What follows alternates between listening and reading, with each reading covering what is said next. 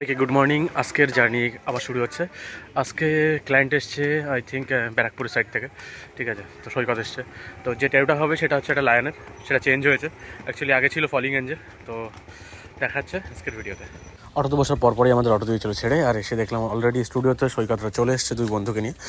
আর দেবা সমস্ত কিছু ক্লিন আপ করে রেখেছিল, আমি এসে জাস্ট সেট আপ রেডি করলাম। সৈকত একটা স্কেচ স্টাইলের একটা লাইন চুজ করেছিল, সেটাকে চেঞ্জ করে আমরা একটা রিয়েলিস্টিক লাইনের ওকে বললাম যে এরকম ধরনের করো। ও বললো ঠিক আছে, ডান, এটাই করবো। দেন আমরা প্রপারভাবে স্টেন্সিল বের করলাম। যে স্টেন্সিল প্রিন্টার ইউজ করছি সেটা হচ্ছে ওজারের একটা স্টেন্সিল প্রিন্টার, পেজও ওজারের।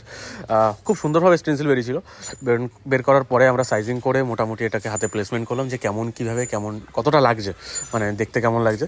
দেন এটা একদম পারফেক্ট হওয়ার পরে আমরা মার্কিং করে স্টেন্সিলটা ঠিকঠাক মতো বসালাম। সৈকতের ট্যাটু করতে করতে সেকেন্ড ট্যাটু চলে আসে, সৈকতের দিদি এটা। আর দেবা এটা ইনফিনিটির মধ্যে তার একটা ডগের নাম আর তার হাজব্যান্ডের নামে লেখে।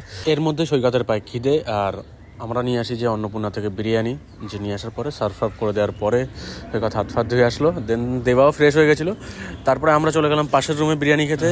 আর এটা ছিল আমাদের বিরিয়ানি আজকে, আর আমার পড়েছিল চেস্ট পিস। খুব মুশকিলের একটা ব্যাপার, ঠিক আছে। আমরা বিরিয়ানি অ্যাকচুয়ালি নিয়েছিলাম অন্নপূর্ণার, যেখানকার বিরিয়ানি আমরা অলওয়েজ প্রেফার করি। ব্যাক টু ওয়ার্ক, আমরা আবার ফেরত আসলাম কাজে। দেবারও কাজটা প্রায় প্রায় হয়ে গেছিলো ছোটোই, আর আমারও প্রায় প্রায় 40% কি 35% সামথিং কমপ্লিট হয়ে গেছিলো। আর ট্যাটুটা অনেকটা বড়, আর আমারটা একটু রিয়েলিস্টিক কাজ ছিল। আর চোখের মধ্যে কিছুটা জায়গা আমি ব্লু মেরেছিলাম। আর দেবাটার মধ্যে মনে হয় ম্যামের একটা ওই হার্ট শেপের মধ্যে একটা heart shape I think add করেছিল। আড্ডা মারতে মজা করতে করতে ট্যাটুটা শেষ হয়ে গেছিলো ফাইনালি। আর একটা ভাই এসেছিলো তার ট্যাটু দেখাতে, অলরেডি তার হাতে একটা ট্যাটু রয়েছে। আপার পার্টটায় একটা মহাদেব রয়েছে, ও নিচের পার্টটা চাইছিল একটা লোটাস দিয়ে কিছু একটা দিয়ে কাস্টমাইজ করে মোটামুটি ট্যাটুটা কমপ্লিট করার জন্য। তো ভাই অনেকক্ষণ বসেছিল, তো আমরা কোনোভাবেই কোনো টাইম পাচ্ছিলাম না মধ্যখান থেকে করার, কারণ সৈকতরা এসে রানাঘাটের ওই সাইড থেকে। তো এটা হলো বড় মুশকিল, কারণ ওদের ট্রেন ধরারও ব্যাপার ছিল। তো ভাইয়েরা আমরা ফটো তুলে নিলাম হাতে। তুলে নেওয়ার পরে অ্যাকচুয়ালি ওকে ছাড়লাম যে আমাদের একটু টাইম দাও, দেন আমরা ডিজাইন করছি। আর এটা হচ্ছে দেবার ডিজাইন, যেটা কমপ্লিট হয়ে গেছে। ম্যাম এরকম সিঙ্গেল দুখানা লাইনের মধ্যে এরকম ইনফিনিটি শেডের মধ্যে চেয়েছিল, যেটা কমপ্লিট।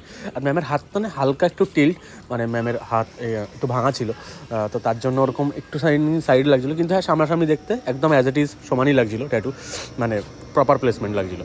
আর এটা হচ্ছে আমার ট্যাটু, যেটা প্রায় এটা 95% কমপ্লিট হয়ে গেছিলো। আর আমরা লাস্টের দিকে হোয়াইট মেরেছি 3D বা রিয়েলিস্টিক করার জন্য, যা বলবে তোমরা, ঠিক আছে। তো ট্যাটুটা দেখে তোমরা জানিও ট্যাটুটা কেমন লাগছে। 10:15 বাজে। এটা হচ্ছে একদম ফিনিশিং টাচ, মানে যেটা সময় মানে যাওয়ার টাইম হয়ে গেছে, জাস্ট হোয়াইট মারছিলাম। এটা হচ্ছে একদম ফ্রেশ ক্লিন আপ।